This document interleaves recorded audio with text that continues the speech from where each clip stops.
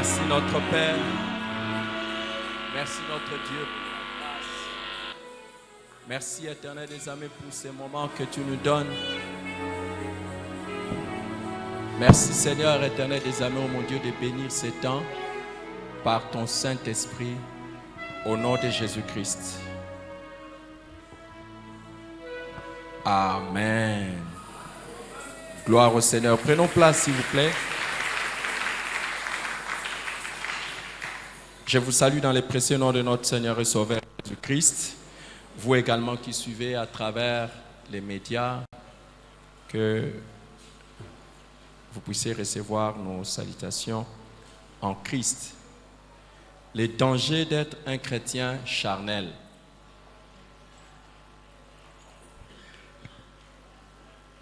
J'aimerais lire avec vous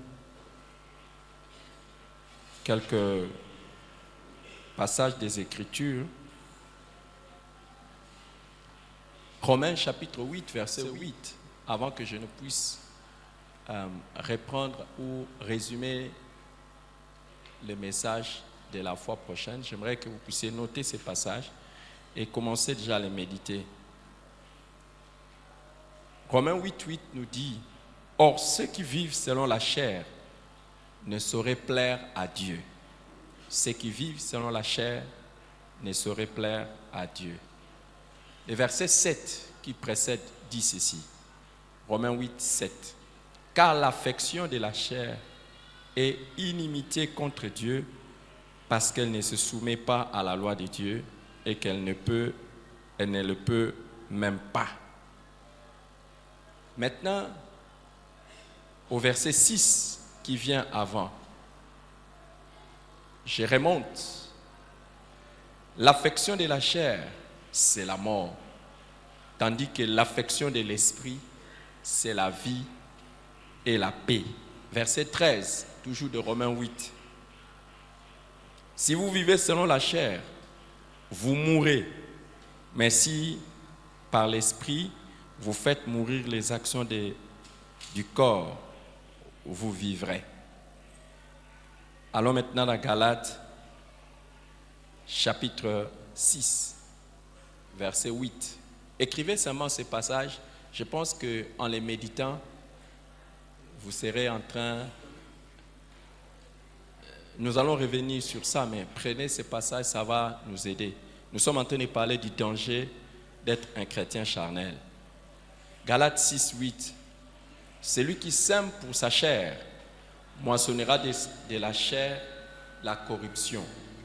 Mais celui qui sème pour l'esprit moissonnera de l'esprit la vie éternelle. Maintenant, Galates chapitre 5, les versets 19. Galates chapitre 5, verset 19. Ce sont des versets qu'il est bon de retenir. Galates chapitre 5, verset 19. Lisons carrément le verset 21. La dernière partie du verset 21. Je vous dis d'avance, comme je l'ai déjà dit, que ceux qui commettent de telles choses n'hériteront point le royaume de Dieu. Je vous dis d'avance, comme je l'ai déjà dit, que ceux qui commettent de telles choses n'hériteront point le royaume des cieux, de Dieu. Nous sommes en train de parler des chrétiens charnels à partir de 1 Corinthiens chapitre 2, du verset 11 jusqu'à 2 Corinthiens chapitre 3. Le verset 3, 1 Corinthiens 2, à partir du verset 11 jusqu'à 1 Corinthiens 3, le verset 3, nous avons vu qu'il y a 3 types de personnes. Spirituellement parlant, il y a 3 types de personnes. Premier type, c'est l'homme naturel. Il ne comprend pas les choses de Dieu. Il vit naturellement selon ses passions, ses désirs et tout ce qui lui semble bon. Le deuxième type de personne, c'est l'homme spirituel. L'homme spirituel qui connaît les choses de Dieu, vit conformément à la volonté de Dieu. Et le troisième type de personnes que nous avons vu, c'est les chrétiens charnels. Les chrétiens charnels ou l'homme charnel, c'est celui qui connaît Dieu, il connaît les choses de Dieu, il a déjà reçu la parole, mais il vit non pas comme Dieu l'attend, mais il vit selon lui. Alors nous avons vu qu'il y a deux types de chrétiens charnels, ceux qui sont charnels dès leur conversion et ceux qui les deviennent après un temps. Il y a des gens, dès leur décision de donner leur vie à Jésus-Christ, au lieu de se séparer totalement de mauvaises choses, ils se sont accrochés et continuent. Ils continuent à les faire et ils sont charnels dès le début de leur marche avec Dieu, mais certains, c'est après un temps qu'ils les deviennent. Et lorsque nous étions en train de faire la description de quoi être un chrétien charnel, nous avons utilisé deux expressions, le corps du péché et le vieil homme. Si nous voulons comprendre c'est quoi être charnel, ce sont les deux expressions qui nous sont données, le corps du péché et le vieil homme, c'est-à-dire la nature qui est en nous, qui est mauvaise, qui nous pousse vers le mal. La nature qui est en nous, mauvaise, qui a tendance à toujours faire ce qui est mauvais. Et nous avons vu la deuxième expression, c'est le vieil homme. Le vieil homme, ça dit le chrétien qui revient à ce qu'il était avant de connaître Jésus. Normalement, quand on vient à Jésus, les choses doivent être différentes. Mais le chrétien charnel vit selon l'homme ou la personne qu'il était avant de connaître Jésus-Christ.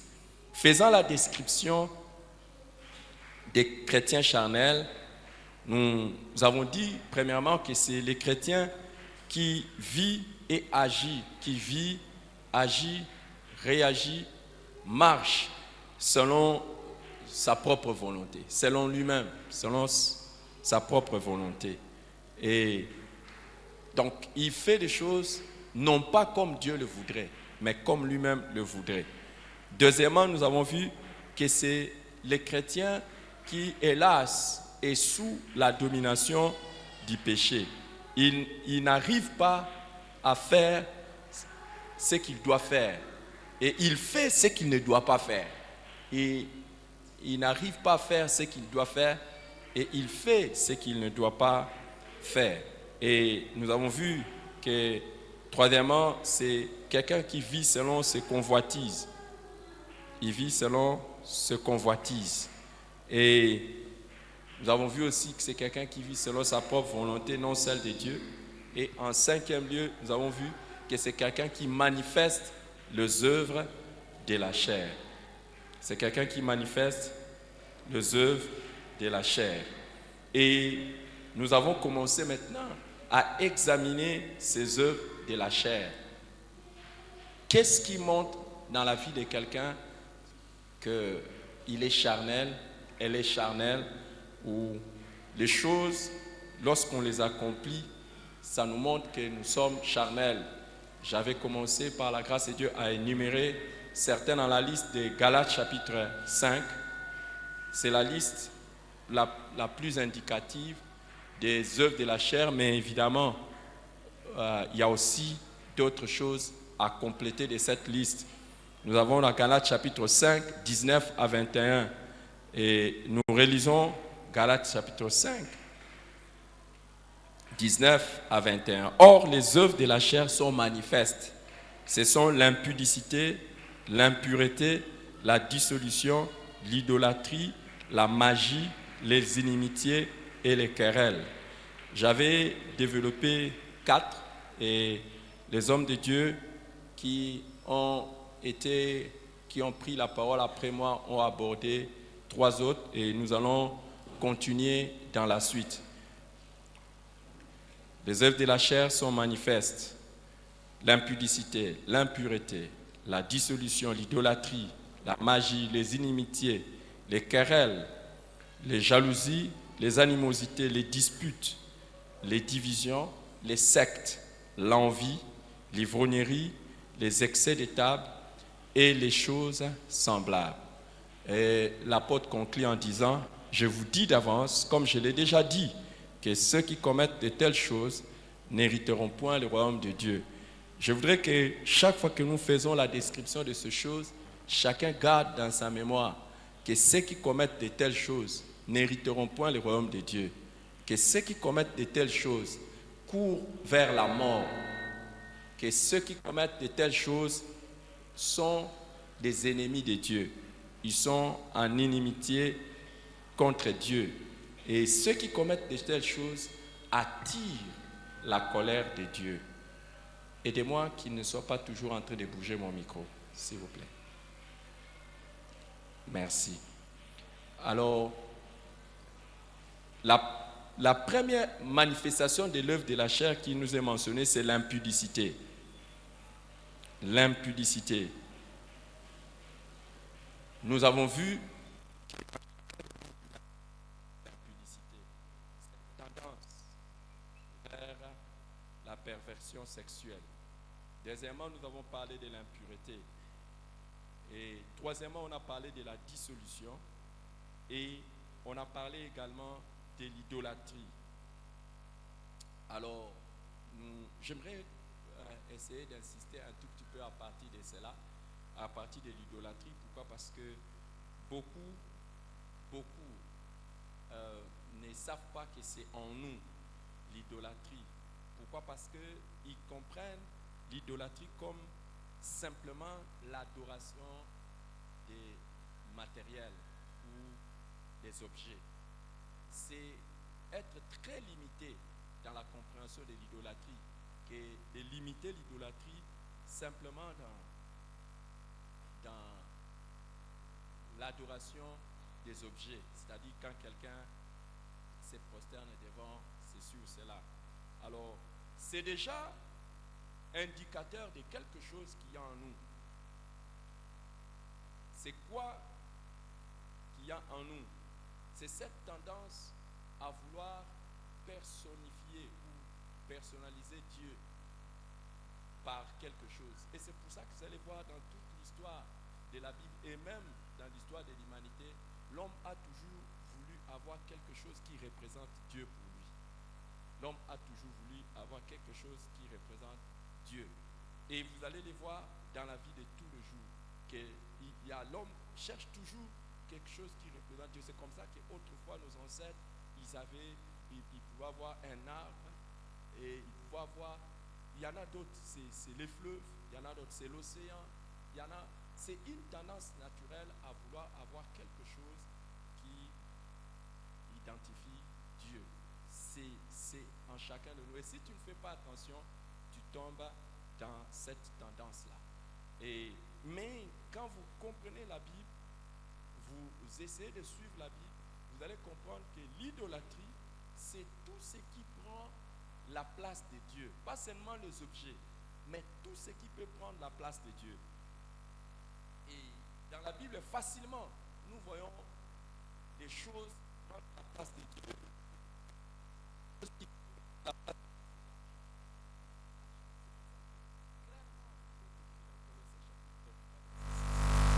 La cupidité et l'idolâtrie.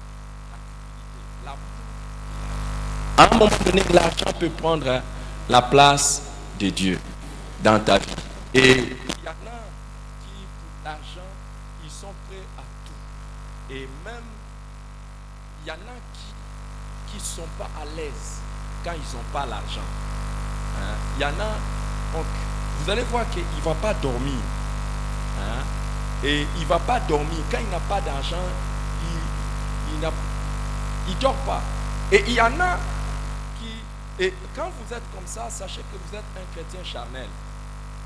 Vous êtes un chrétien charnel. Quand le manque d'argent vous perturbe,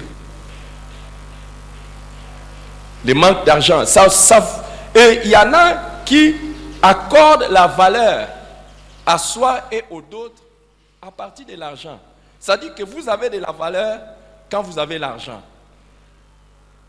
Et vous allez voir que quand quelqu'un a l'argent, il les respecte. Mais quand quelqu'un n'a pas l'argent, il les dénigre. C'est un chrétien charnel. Donc c'est cela. Au fait, pour vous les dieux, c'est l'argent. Et il y en a qui pensent qu'ils ne valent rien parce qu'ils n'ont pas beaucoup d'argent ou ils n'ont pas d'argent. Donc, ils collent même à leur vie la valeur par rapport à l'argent. Je voudrais insister sur ça parce que beaucoup de fois, nous sommes charnels, mais nous ne le savons pas. Quand l'argent prend la première place dans votre vie, vous êtes un chrétien charnel. Quand l'argent prend la première place dans votre vie, vous êtes un chrétien charnel. Et une autre manière subtile d'idolâtrer l'argent, c'est à travers le travail ou les affaires. Il y en a, à cause du travail ou des affaires, ils sont prêts à tout. Donc, compromettre même tout de leur vie à cause du travail et à cause des affaires. Ils sont prêts à compromettre tout. Ils sont prêts à compromettre tout, comme je l'ai dit, à cause du travail. Donc, pour le travail, en tout cas, rien. Et vous allez voir qu'ils font prétexte de mentir, que c'est au nom de Dieu qui a dit qu'il faut travailler. La Bible a dit quoi quant à ce qui concerne Dieu? Il y a un matin, il y a un soir. Et il y a un matin, il y a un soir. Et il y a eu un 7e jour où il s'est reposé. Mais il y en a qui ne travaillent pas du matin au soir. Il y en a qui travaillent du matin au matin. Et il y en a qui, à cause du travail, ils n'ont même pas les repos, comme on dit, les repos journaliers, ni les repos hebdomadaires. Ils n'ont pas les repos journaliers et les repos hebdomadaires. Un travail qui t'amène à ce niveau-là, ce n'est même plus un bon travail. C'est un travail qui est en train de te tuer. Et il y en a pour les affaires, ils se lèveraient très tôt le matin, rentreraient très tard la nuit. Ils peuvent détruire même leur corps. Mais si tu leur dis qu'ils sont charnels, ils ne vont pas vouloir cela. Mais c'est ça l'idolâtrie. Pourquoi tu n'arrives pas à fermer ton magasin à 1 heure? Parce que tu as encore besoin d'un peu plus d'argent. C'est l'argent. Oh non, aujourd'hui encore. Et vous allez voir, pour toutes sortes de choses, on compromet sa foi. Le plaisir peut être également notre idole. Le plaisir peut être notre idole. Et même, malheureusement, certaines fois, les personnes que nous aimons peuvent devenir des idoles. Ton mari, ta femme, ou même pour beaucoup de femmes, ce n'est même pas leur mari, mais c'est leurs enfants. Les enfants. Elles sont prêtes à tout pour leurs enfants. Ils sont prêtes à tout. Mais revenons sur la cupidité et l'argent. Je vais vous montrer l'un des signes pour que vous puissiez savoir que vous êtes charnel. C'est lorsque vous avez l'argent et que vous considérez que l'argent vous appartient. C'est le signe que vous êtes charnel. Et l'un des signes pour détecter que vous êtes un chrétien charnel est simple. Lorsque l'argent tombe dans vos mains et que vous n'arrivez pas à donner à Dieu sa part, vous êtes un chrétien purement charnel. Vous avez chaque fois que vous enlevez la dîme de l'argent, or la dîme appartient à Dieu. Mais chaque fois que vous enlevez ça, ça vous fait mal. Ça c'est vraiment la tendance charnelle. Et il y en a qui, je ne sais pas comment ils s'arrangent, il y en a qui s'arrangent pour avoir même des arriérés de dîmes. Ils ont des arriérés de dîmes. Je ne sais pas comment ils s'arrangent. Je ne sais pas comment ils s'arrangent.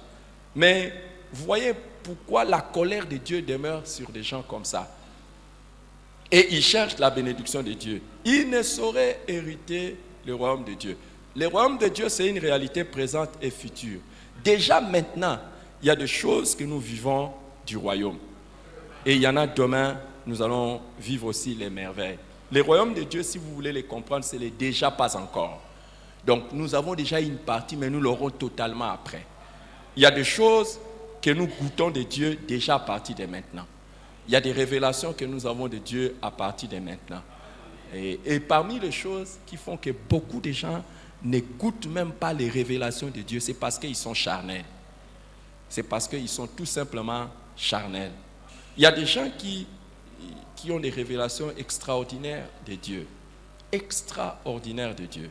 Et cette semaine, j'étais en train de découvrir encore Dieu dans d'autres dimensions. Bon, je ne sais pas, je ne pense pas que je dois vous partager ça, est-ce que vous le voudrez ou pas? Non. Mais je voyais Dieu de manière extraordinaire. C'est cela. Et Dieu essaye d'augmenter vos revenus, Dieu essaye d'augmenter vos richesses, mais vous n'augmentez pas votre libéralité. Simplement parce que vous êtes charnel. La Bible dit que chacun donne selon ses moyens. Vous-même, quand Dieu augmente vos revenus, Dieu augmente vos ressources, mais vous ne changez pas. Le cœur est bloqué, charnel jusqu'à la moelle épinière. Demande pas à ton voisin, dis-lui, est-ce qu'on ne parle pas de moi ou bien on parle de toi? Demande au voisin, est-ce qu'on ne parle pas de toi ou bien on parle de moi? Alléluia. 5e œuvre de la chair qu'on a abordée le dimanche passé et que j'aimerais aussi essayer un tout petit peu d'insister, c'est la magie ou la sorcellerie. Quand on entend ça comme œuvre de la chair, beaucoup de chrétiens déjà commencent à dire comment est-ce qu'un chrétien peut être charnel en étant sorcier ou en pratiquant la magie ou en pratiquant la sorcellerie. Je vais vous dire que c'est une tendance naturelle dans l'homme que de devenir sorcier. Et si tu ne fais pas attention, tu peux le devenir facilement. Et je sais que ça vous choque, mais c'est la vérité. Je vais commencer par quelque chose de très simple pour vous montrer comment facilement dans la vie tu peux devenir sorcier. Déjà, par le fait que le jour où quelqu'un de très cher meurt, par exemple, le jour où quelqu'un de très cher meurt, c'est peut-être ta femme, c'est peut-être ton mari, c'est peut-être ton enfant, c'est peut-être ton père, frère, sœur ou tante, oncle. Tu arrives, tu commences à pleurer, tu commences à lui dire, pourquoi tu m'as fait ça? Tu commences à parler à un mort. Ça, c'est la sorcellerie. Un mort, c'est fini. Mais c'est une tendance qui est dans chacun de nous. Pourquoi tu m'as fait ça? Tu vas vraiment, pourquoi tu m'as fait ça? Non. Si tu es spirituel, tu ne peux pas faire ça. C'est là. Qui pense que c'est dans beaucoup de chrétiens? Qui a déjà vu un chrétien tomber dans cette sorcellerie de parler aux morts?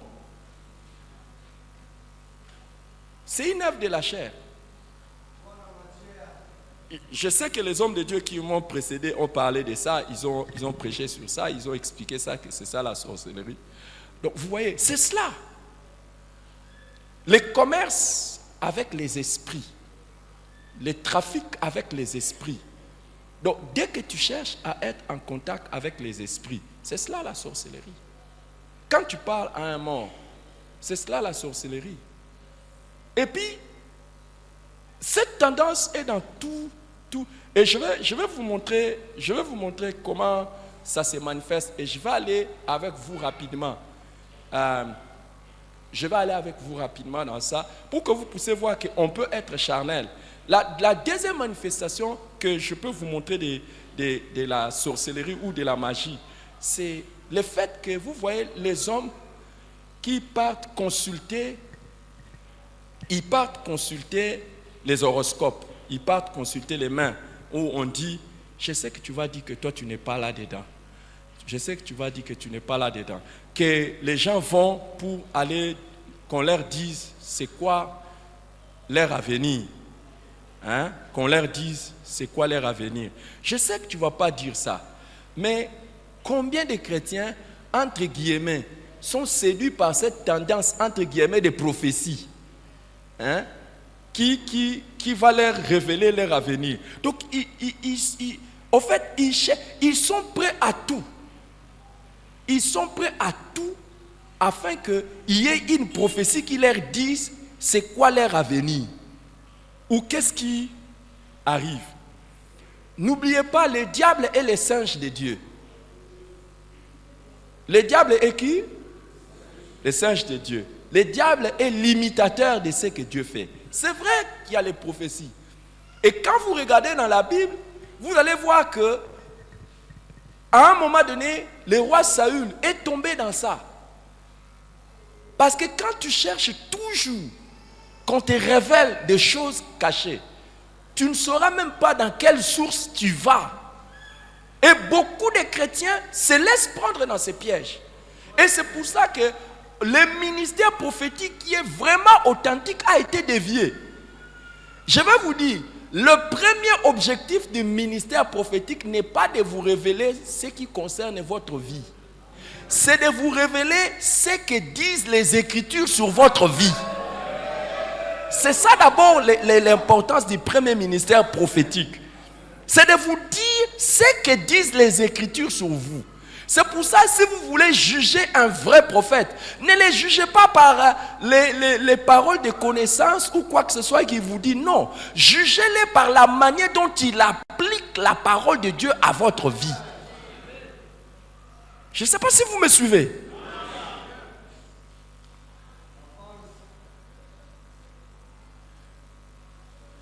Est-ce que vous savez que les prophéties passeront? Mais qu'est-ce qui ne passera pas? La parole de Dieu. Mais il y en a qui ont cette tendance en eux. Il y en a qui ont cette tendance en eux. Il y en a qui ont cette tendance en eux de vouloir tout. Et je vous dis, je n'ai pas beaucoup d'expérience dans les ministères. Je n'ai que dirigeant cette église. Ça fait plus de 23 ans que je dirige cette église. Il y a certains qui sont là, ils vont dire que pasteur, tu as commencé à être pasteur de cette église, je n'étais pas encore né. Il y en a d'autres qui vont dire, ah, et avant ça, j'étais serviteur de Dieu. Je peux vous dire, je vois ça presque dans la vie de beaucoup de chrétiens.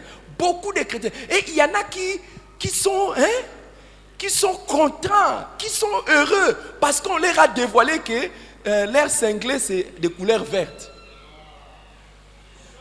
Qu'est-ce que ça te change? En quoi ça t'amène loin dans la vie? Mais vous voyez, ça vient satisfaire une certaine curiosité spirituelle qu'il y a dans certaines personnes. Et j'ai vu au cours de ma marche avec Dieu, combien ont été dupés par cette tendance charnelle à vouloir découvrir des choses par les esprits. Oh, je ne dis pas que Dieu soit incapable de nous révéler ce qui nous concerne. Mais pourquoi en avoir une telle soif au point d'être crédule à n'importe quoi? Et pourtant la Bible dit, n'ajoutez pas foi à tout esprit. N'ajoutez pas foi à tout esprit. Et quand je parle comme ça, que personne de tous ceux qui sont prophètes ne dise que je ne suis pas. Je le suis aussi.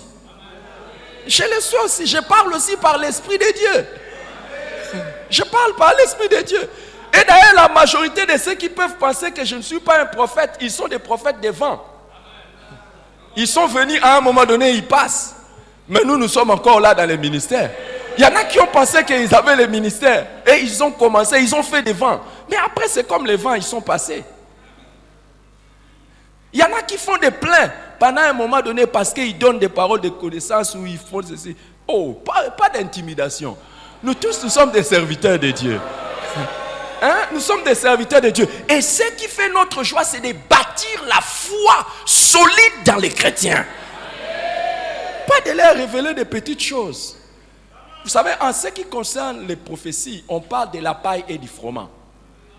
Hein? Ce qui est plus intéressant, c'est quoi? La paille ou le froment? C'est le froment. Toutes ces choses qu'on peut vous révéler au sujet de votre vie, c'est la paille. C'est l'extérieur.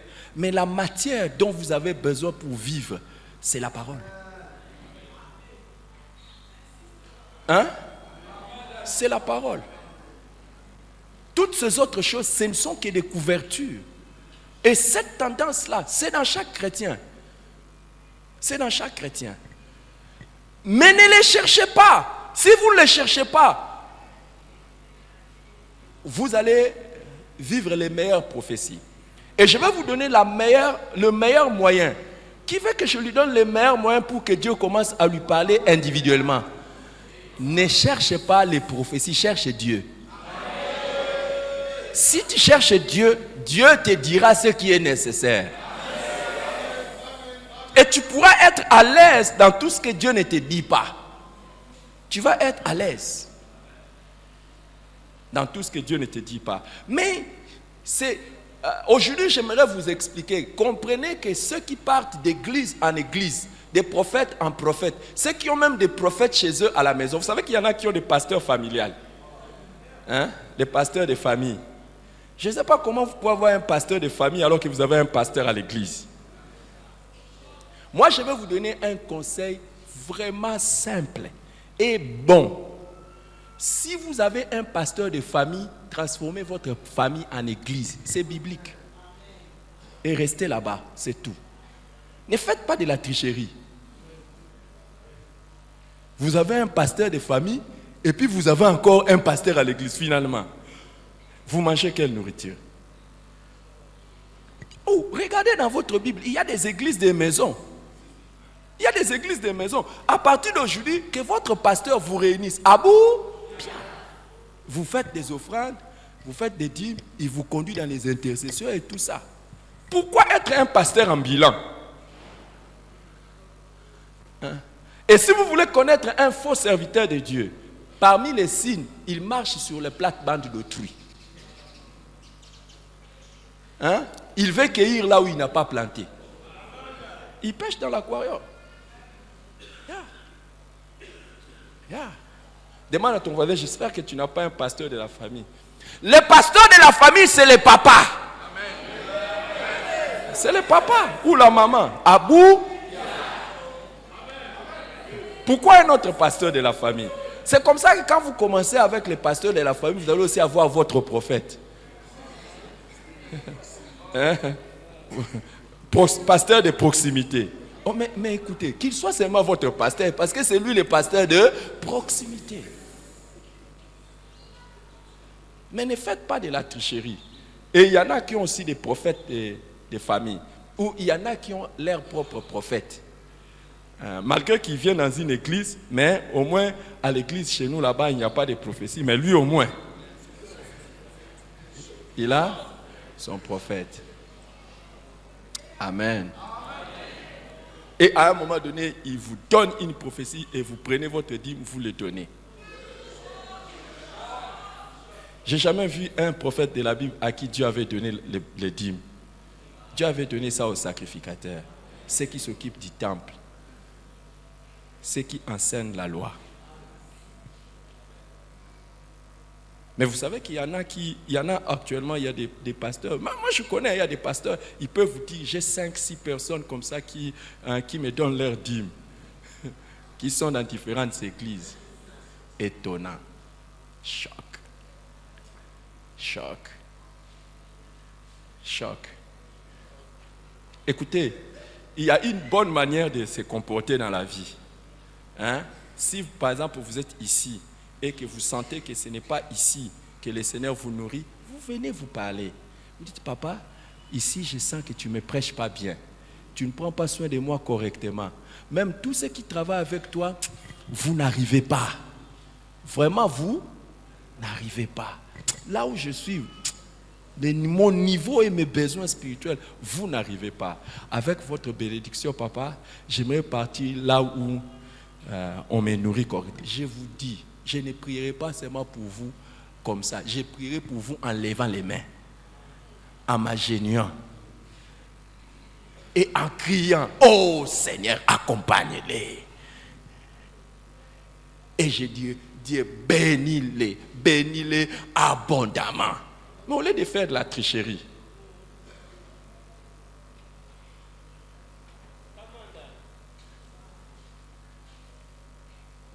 mais comme un bon père, je serai toujours en train d'attendre si le côté où vous allez, c'est vraiment du vrai. Parce que normalement, dans la vie, ce n'est pas à l'enfant de faire le choix.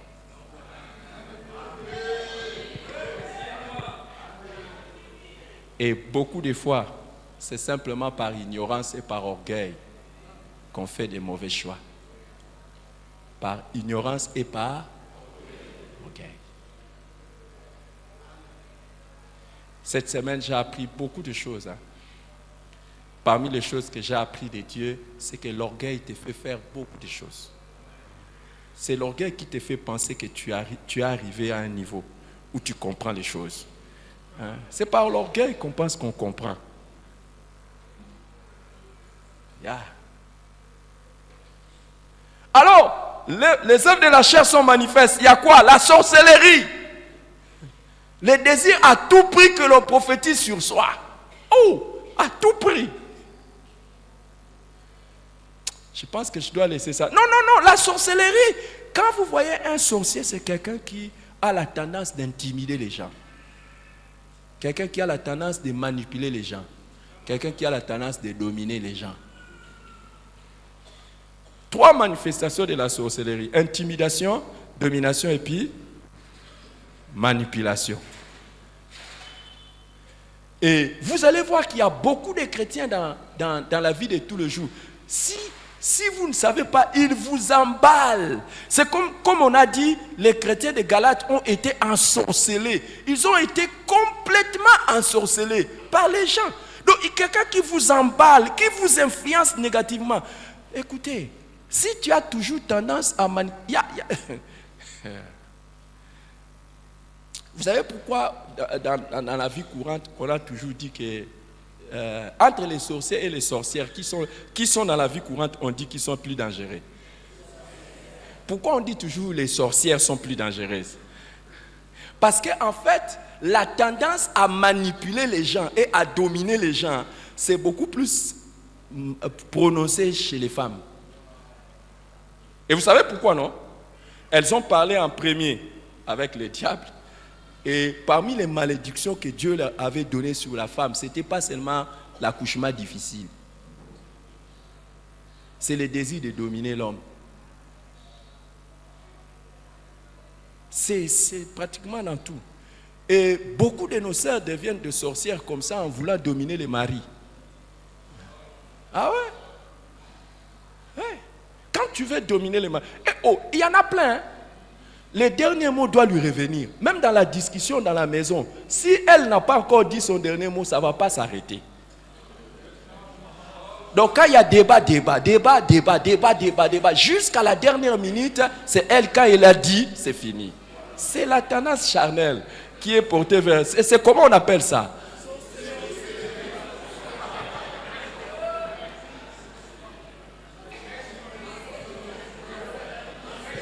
Oh, ce n'est pas seulement les sœurs, même les hommes. Beaucoup de fois, il y a des hommes qui ne sont pas assez humbles pour arrêter les débats comme ça. Non, non, non. On doit savoir. Je vous ai dit, c'est la manipulation, domination et puis intimidation. Les gens d'intimidation, écoutez, les gens d'intimidation, c'est à tout niveau. Hein. Je vais partir, vous allez voir ce que vous allez devenir. Déjà, si tu penses que ton départ de la vie de quelqu'un va détruire sa vie, tu penses que tu es le Dieu? Tu es sorcier? Qui t'a dit que si toi tu n'es pas là, la personne ne va pas? Qui a dit ça? Mais et pourtant c'est dans chacun de nous. Hein? Donc tu penses moment que si je ne suis pas là, et beaucoup de fois on laisse seulement que ça soit là, mais on le dit même. On le dit. Qui pense qu'un jour dans sa vie, il a été charnel? Moi, le numéro 1. Moi, le numéro 1. Bon, d'ailleurs, si tu penses que tu n'as pas été charnel un jour dans ta vie, tu es déjà charnel.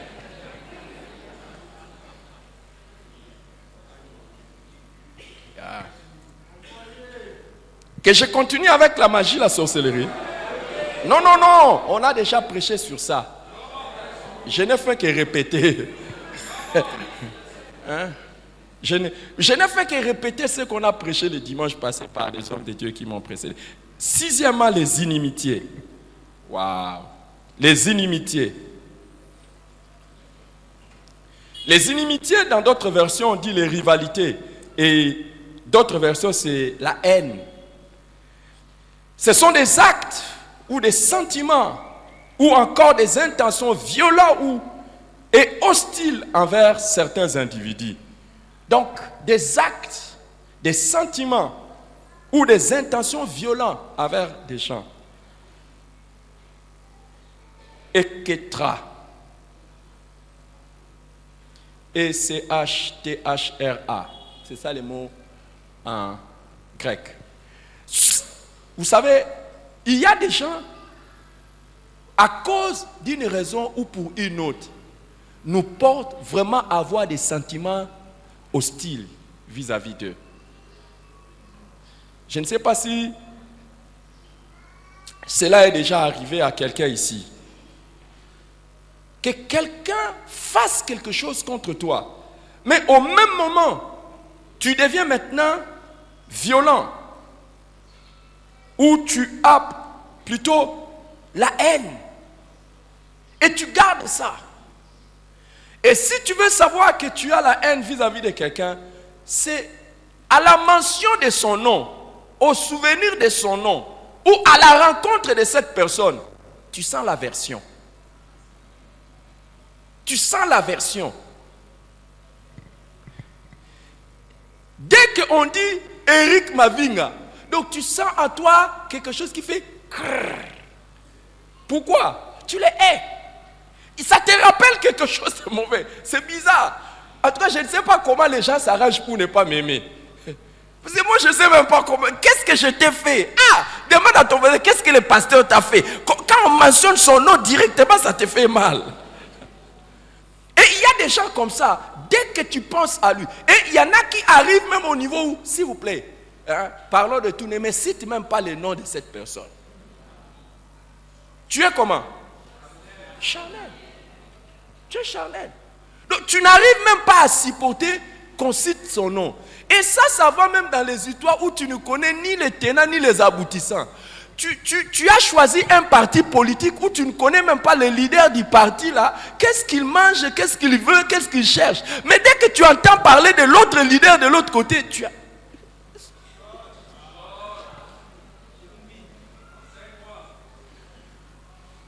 Je ne sais pas pourquoi tu t'arraches toujours à avoir de la haine vis-à-vis des politiciens.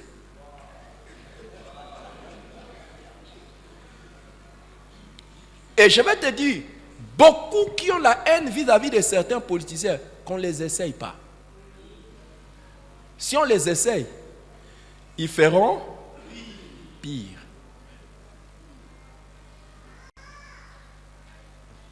Pire.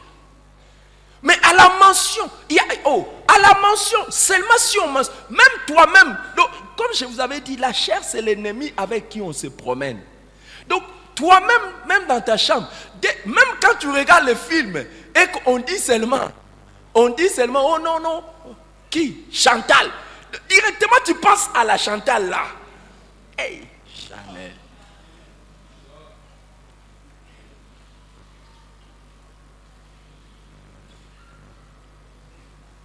Et en plus, que tu ne les rencontres pas. Parce que si tu les rencontres, c'est seulement l'extérieur qui peut peut-être ne pas changer. Mais pour beaucoup de gens, même l'extérieur commence à montrer ça. Donc on voit directement le visage changer. Et puis à l'intérieur, ça fait quoi? Ça bouillonne, ça bouillonne, ça bouillonne, ça bouillonne. Et puis, je vais le dire plus tard, si, ça peut...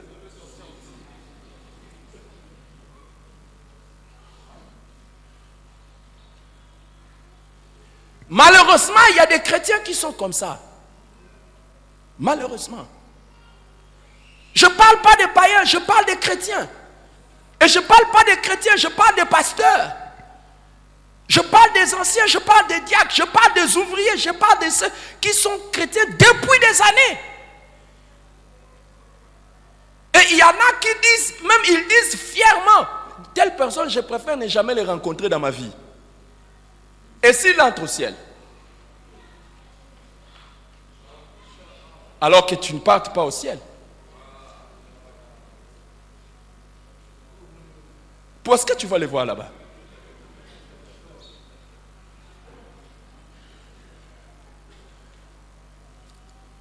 Qui a déjà eu dans sa vie des personnes qui disent, je ne préfère ne jamais les rencontrer. Et si Jésus les sauve?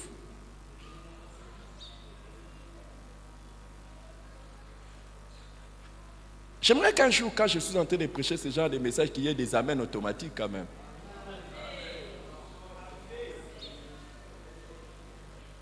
Hein? Il n'y en a pas? Et il y en a qui vous disent, il me rappelle tellement de mauvais souvenirs que... Il me rappelle quoi? Que. La suite, c'est toi-même qui définis. Tu es simplement un chrétien. Et la Bible a dit que ceux qui commettent de telles choses n'hériteront point le royaume de Dieu. Waouh! Les querelles.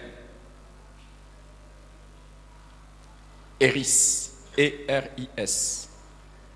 C'est-à-dire des disputes et des antagonismes qui sont dus à la discorde et au désaccord et souvent qui cachent une lutte pour la supériorité.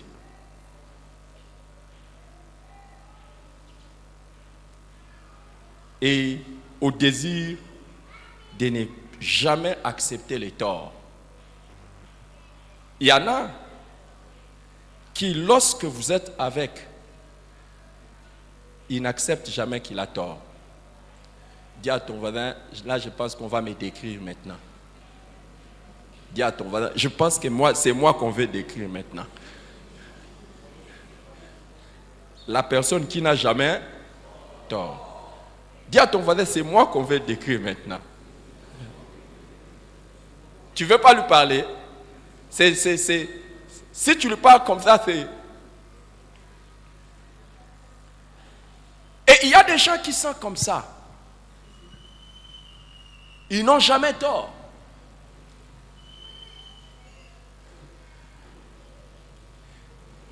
Ça, c'est beaucoup plus chez les hommes. Ils n'ont jamais tort. À cause de quoi? L'orgueil. L'orgueil. Comme on avait mis la femme sous sa domination. Ah, c'est fini. Je dois la finir et elle ne doit pas avoir un mot.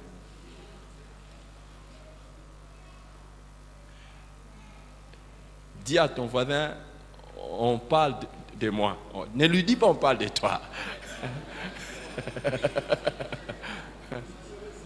Les disputes.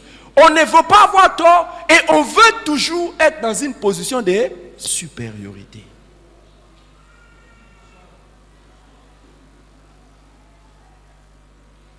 Qui pense que cet enseignement les concerne? Il y a des gens devant qui vous n'avez rien à dire. C'est la raison pour laquelle beaucoup parmi nous les hommes, nous avons été surnommés des fantômes. Hein? Rambo à la maison. Je ne sais pas comment toi on t'a surnommé à la maison. Shérif. Comment, hein? Poutine, Saddam Hussein. Hein?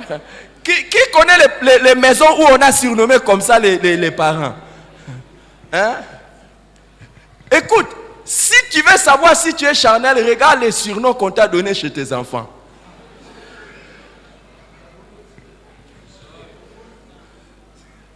Hein? Et il y en a même qu'on commence à appeler Mobutu. Donc quand il arrive, je connais des gens à l'église, hein, ici dans cette église. J'ai parlé d'où? J'ai entendu l'histoire d'un homme ici dans cette église. Quand il arrive, dès qu'il klaxonne à la maison, pain, tout le monde.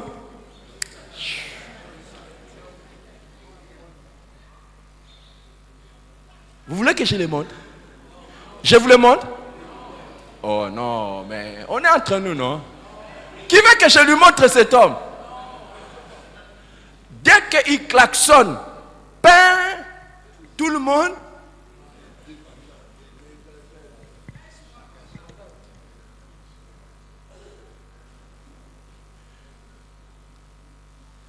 Un jour, on était en train d'enseigner la prière modèle à quelqu'un. Quand tu pries, dis notre Père qui est au ciel. Il dit pardon, dites-moi mon Dieu qui est au ciel. Parce que quand je dis notre Père, moi les pères là, ça me rappelle quelque chose de mauvais.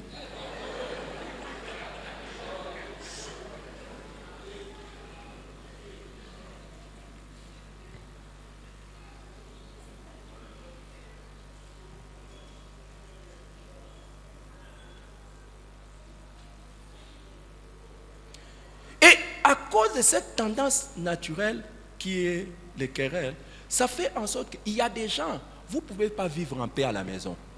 Donc il y en a qui sont, quand il y a la paix, ça ne va pas. Il faut qu'il y ait toujours quelque chose.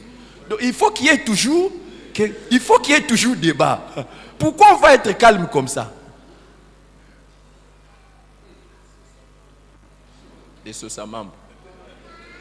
Donc, que vous le voudriez ou pas, il doit y avoir débat. S'il n'y a pas de débat, il n'y a pas d'histoire. Non, non, tu as dit, j'ai compris. Non, non, non. Il n'y a pas, tu as dit, j'ai compris. J'ai aussi quelque chose à dire. C'est être un chrétien.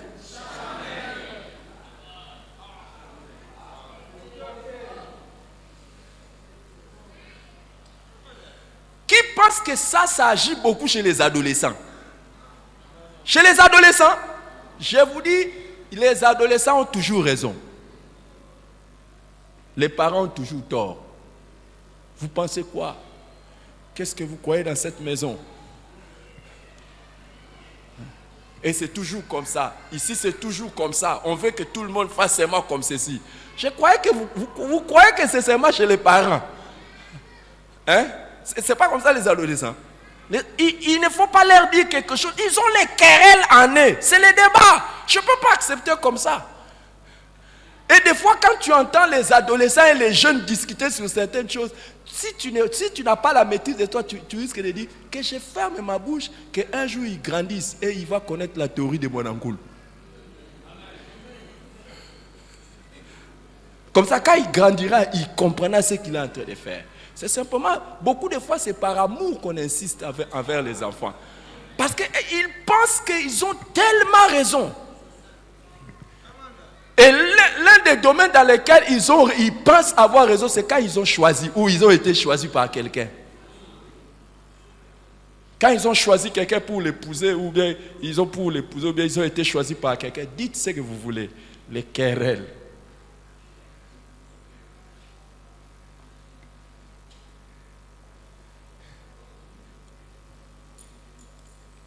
Apparemment, je dois m'arrêter là. Mais pour résumer ce qu'on a dit la fois passée, les jalousies. Vous vous étiez arrêté dans les jalousies, non? Vous avez touché les jalousies? Vous n'avez pas touché les jalousies? Oh, vous n'avez pas touché les jalousies? Les jalousies, c'est zélos. Z-E-L-O-S.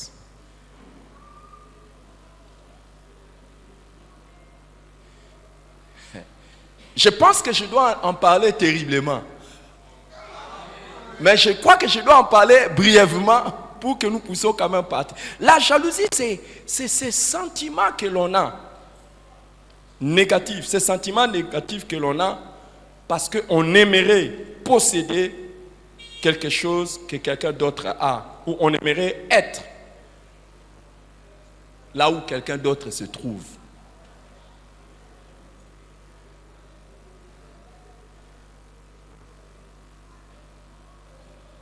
On aimerait posséder quelque chose que d'autres a. On aimerait être là où quelqu'un d'autre est.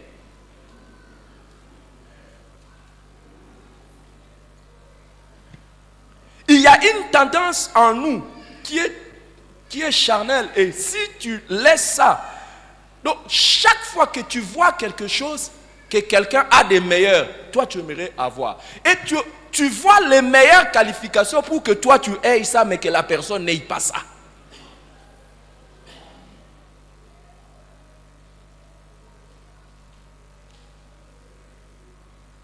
Un positionnement dans lequel la personne se trouve, un succès que la personne a, tu n'aimerais pas que l'autre ait ça.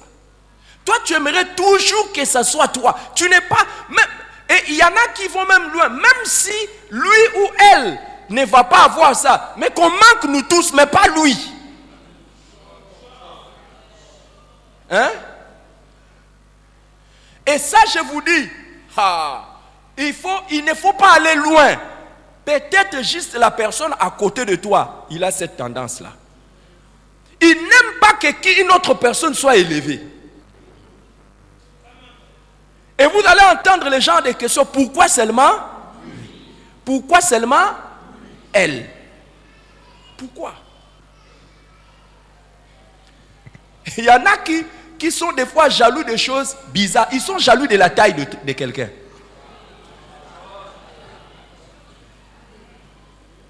Vous n'avez pas entendu? Vous n'avez jamais vu ça? Parmi vous qui riez, il y en a qui sont jaloux de la taille des autres. Il y en a qui sont jaloux des mariages d'autrui.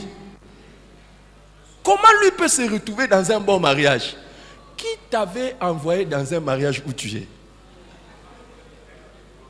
Qui t'avait envoyé là-bas? C'était lui? C'était elle?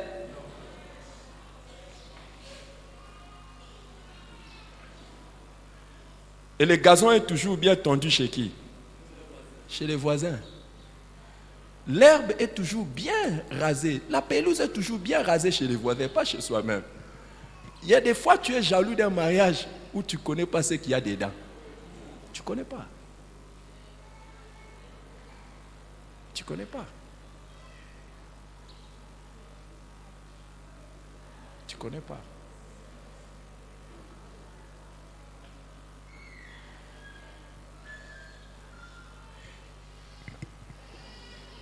J'ai connu beaucoup de départs dans l'église parce qu'il y en a qui étaient jaloux de moi.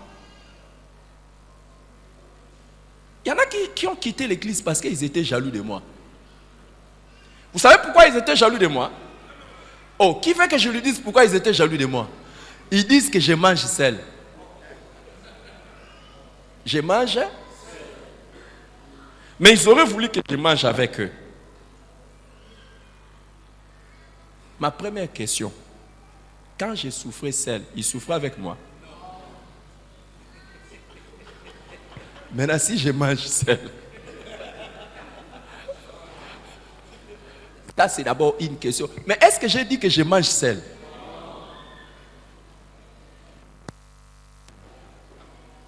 Oh, je vous dis, hein, dans l'histoire de cette église, il y en a qui sont partis. On nommait tous les avantages à l'église, c'est seulement pour lui seul. Et c'est seulement par jalousie. Seulement par jalousie. Si quelqu'un est vraiment honnête, il dira que cette église est une bénédiction pour moi. Il y en a, quand nous sommes venus dans cette église, commençant par moi-même, nous n'étions rien. Mais maintenant, nous sommes en train de devenir des gens. C'est grâce à qui? Mais pourquoi toi tu ne vois que les pasteurs? Pourquoi tu ne vois pas les autres? Bon, ok, d'accord. Si les autres sont bénis à cause de ce qu'ils font, que les pasteurs ne soient pas bénis. Ça, c'est quel genre de cœur, ça? Quel genre de cœur? C'est la jalousie.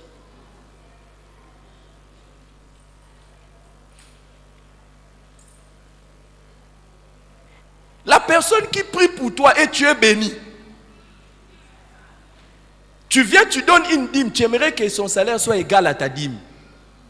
C'est-à-dire les 10% de ce que toi tu gagnes. Il faut lui chercher un autre nom.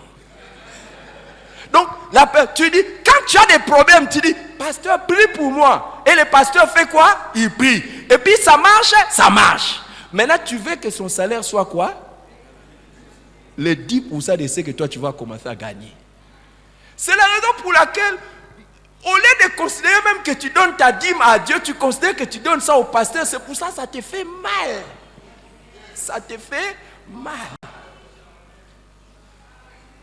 Donc chaque fois que tu donnes la dîme, tu dis, je vais enrichir cet homme. Ah, écoute, assis-toi, ne donne pas, mange ça. Et j'ai toujours dit, ce n'est pas, les pasteurs ne doivent pas manger la dîme de tout, hein. Mais les pasteurs doivent manger la dîme. Alors si dans ta tête déjà, si je donne la dîme, le pasteur va manger, alors ne donne pas, parce que c'est là que je vais prendre quelque chose. Mais si toi tu ne veux pas que je puisse manger, ne donne, hein? Ne donne pas. Parce que je suis désolé de te dire, c'est ce que Dieu a dit. Je vous donne la dîme de tout ce que m'apporteront les enfants. Donc je vais prendre dedans. Donc si tu es jaloux de ce que je mange de dîme, ne donne, hein? Je n'ai pas besoin de quelqu'un d'autre pour venir vous prêcher sur ça pour moi-même. J'ai assez de courage pour vous prêcher sur ça. Pour vous dire que dans ce que vous donnez comme dîme, Dieu a dit que je prenne aussi une part.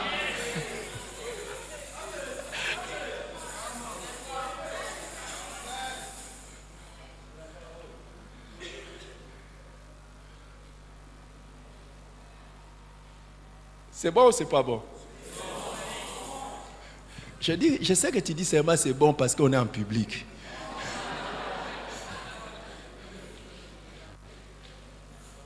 Il y en a d'autres qui, dans les coulisses comme ça, c'est pour ça qu'il y en a qui sont lourds. Mais tu te bloques. Je dis tu te bloques. Et il y a une chose, j'ai toujours dit. Moi, je dis toujours, tu fais une erreur grave d'être jaloux d'une catégorie spéciale de gens. Si tu es jaloux d'une catégorie de personnes qui continuent à évoluer, tu risques de mourir. Parce que ta jalousie va te tuer. Tu seras de plus en plus jaloux et tu continueras de plus en plus à les voir évoluer. Et j'ai toujours dit, la meilleure réponse à donner à tes jaloux, ce n'est pas de t'occuper d'eux. Continue de monter. Ne t'occupe pas d'eux. Continue de faire quoi? Évolue. S'il y a des gens qui sont jaloux de ton mariage, arrange ton mariage. Hein?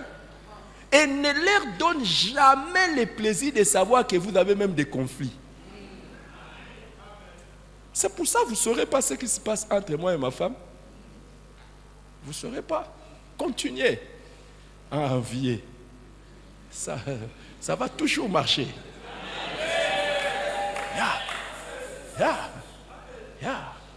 Ah, c'est la meilleure femme. Ah, oh. Meilleure maman pour vous, hein? Ah, d'accord.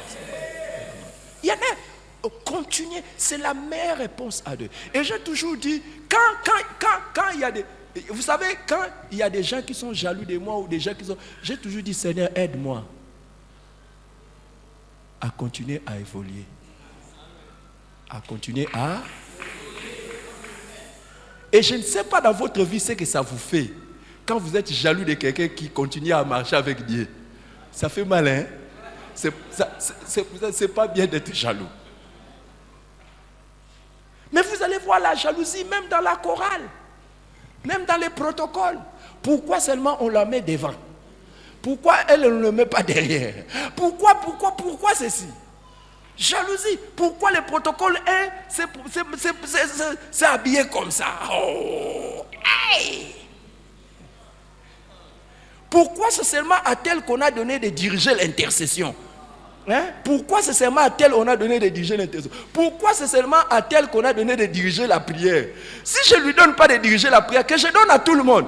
Bon, maintenant je vais commencer à donner à tout le monde. Hein? Je vais donner à... Et je te dis, les jours où tu vas passer, c'est l'année prochaine. Parce que nous sommes à plus de 1000 ici. Donc si je dois donner un, malgré tout ça, tu vas passer quelle année? Peut-être même pas dans 3 ans, peut-être dans 3 ans. Que tu vas... Et pendant les 3 ans, attends aussi ton tour. Je vais vous raconter les histoires, une histoire vraie. Mon père était pasteur. À un moment donné, les diacres de son église ont commencé à dire pourquoi les pasteurs ne nous laissent pas la place pour prêcher. Un jour, il a laissé la place à un diacre pour prêcher. Il vient. Maman Nalikam, Bongisa qui cause son ayo.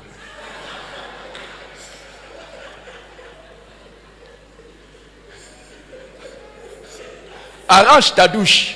Le thème que je vais vous prêcher aujourd'hui, arrange ta douche. Et il voulait prêcher sur l'histoire de David qui était tombé parce que Bersheba s'est lavé dans une douche où c'était pas...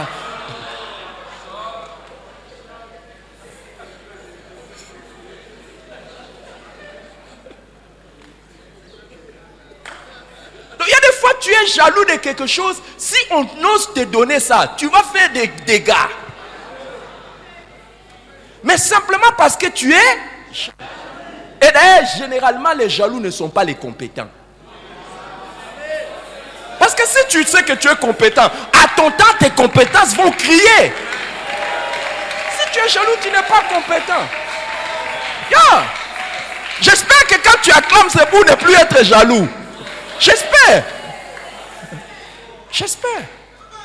Un autre, il dit, bon, ok, c'est le tour de l'autre. Et il donne à l'autre. Il prend là où Jésus avait le débat avec ses disciples. Quand il leur posait la question, il dit, Yesu atuni baye koli mutuna, baye koli batuni Yesu mutuna. Ah, eye makambo. Maintenant, qui va donner la réponse à qui? Parce que Jésus pose la question aux autres, et aux disciples, les disciples lui posent la question. C'est des histoires vraies, je vous dis.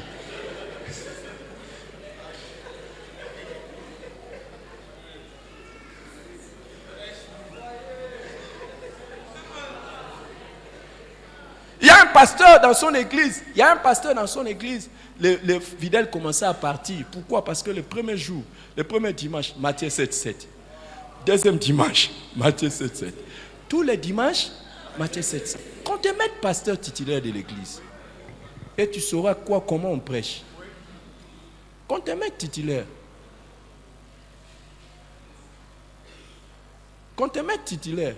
Des fois, quand tu vois les titulaires faire des choses, tu as l'impression. Hein? Même beaucoup de fois, même dans la société, hein, tu vois les directeurs, tu vois les PD. Non, si on me met là, c'est pas ça, tu ne sais pas. Jaloux. Que je m'arrête là, non? Non, je m'arrête là.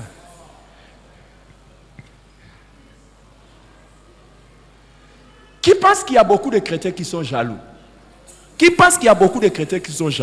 à cause de la jalousie, vous allez voir, ils se battent. Pour le positionnement. Pourquoi seulement tout le monde est responsable? Pourquoi on a mis tel responsable du département? Écoute, ça va. Pour satisfaire tous les jaloux ici, nous allons créer 1000 départements. Comme ça, toi aussi, tu seras chef de département. On aura 1000 départements. Mais la question, c'est que ton département à toi sera comment?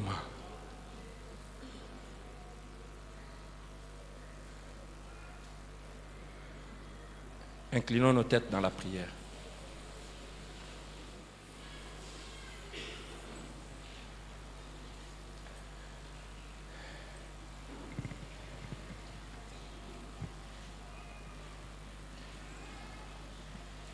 Garde-moi, ô Seigneur, fidèle à toi. Garde-moi, ô Seigneur, fidèle à toi. Oh, j'ai appris à remporter des victoires à gagner. Oh Seigneur, garde-moi fidèle à toi.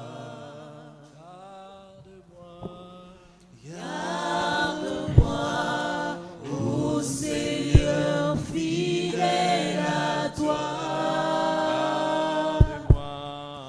Garde-moi, ô Seigneur, fidèle à toi. J'ai appris à remporter des victoires à gagner. Ô Seigneur, garde-moi fidèle à toi. Garde-moi, ô Seigneur. Chacun prie pour sa propre vie, afin qu'il ne soit pas un chrétien charnel. Lève-toi et prie pour ta propre vie. Garde-moi, ô Seigneur. Ces choses ne soient pas nommées en toi. Fidèle à toi. J'ai appris à remporter des victoires à gagner. Ô Seigneur, garde-moi fidèle à toi. Élève ta voix et prie pour ta propre vie maintenant. Élève ta voix et prie pour ta propre vie maintenant.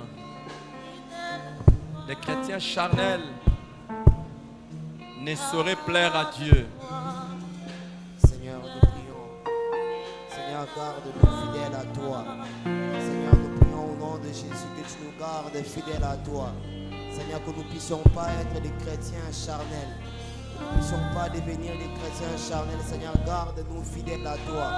Seigneur, que nous puissions demeurer fidèles à toi, Seigneur Jésus. Que nous puissions demeurer fidèles à toi, Père. Oui, Seigneur, ce matin, nous élevons nos voix et nous prions, Père éternel, que tu nous gardes fidèles à toi. Seigneur, garde-nous fidèles à toi. Seigneur, que nous ne puissions pas devenir des chrétiens charnels. Que nous ne puissions pas, Père éternel, tomber dans ces pièges et devenir des chrétiens charnels. Seigneur, garde-nous. Seigneur, garde-nous. Seigneur, garde-nous fidèles à toi, Seigneur. Que nous ne puissions pas devenir des chrétiens charnels. Oui, Seigneur, nous prions au nom de Jésus. Que tu nous gardes fidèles à toi. Seigneur, garde nos cœurs. Garde-nous fidèles à toi, Seigneur. C'est au nom de Jésus que nous prions en ce jour. Que tu nous gardes fidèles. Seigneur, garde-nous fidèles à toi, Seigneur. Garde nos cœurs fidèles à toi. Seigneur, que nous puissions rester fidèles à toi. Seigneur, comme un jour, que nous puissions devenir des chrétiens charnels. Oui, Seigneur, garde-nous fidèles. Garde-nous